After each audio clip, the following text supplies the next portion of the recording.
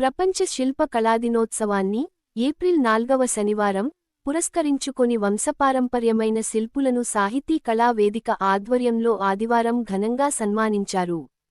శిల్పకళను ప్రవృత్తిగా తీసుకొని శిల, దారు, సిమెంట్లలో దేవతా విగ్రహాలను తయారు చేస్తున్న శిల్పులు బైరోజు చంద్రశేఖర్, డాక్టర్ బైరోజు శ్యామ్ సుందర్ సోదరులను సాహితీ కళా వేదిక సభ్యులు ఆదివారం వారి స్వగృహంలో ఘనంగా సన్మానించారు.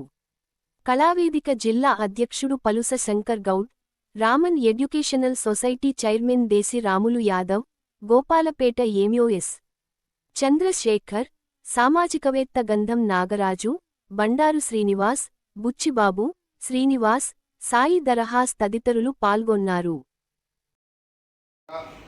బైరోజ్ సోదరులు బైరోజ్ చంద్రశేఖర్ గారికి, బైరోజ్ శ్యామ్ సుందర్ గారికి ఘనంగా సన్మానం చేయడం జరిగింది.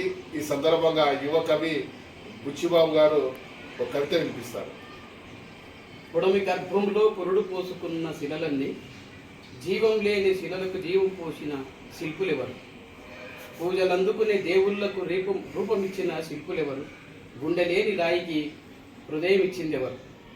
నాను రాతి పరిముట్ల రూపాలకు రూపం దిద్దిన తొలి పరిమంతుడెవరు? ఒక్కొక్క ఉరిదెబ్బ శిలపై పడితే ఆ ముద్ర కాలంపై శాశ్వత ముద్ర అయింది. శిల్పిని చూసి కఠిన శిల అయినను జలజలమని ఆనందంతో పొందే. ఎందుకంటే తనకు ప్రాణం పోసే మరో ధన్వంతరి శిల్పి వచ్చేనని. కాలం కరిగిపోవచ్చు, కానీ శిల్పం కాలానికి గుర్తుగా నిలిచేది. మూగబోయిన శిల నీ చేతితో మాటలాడే, అచేతనమైన శిల జీవ చైతన్యమయ్యే.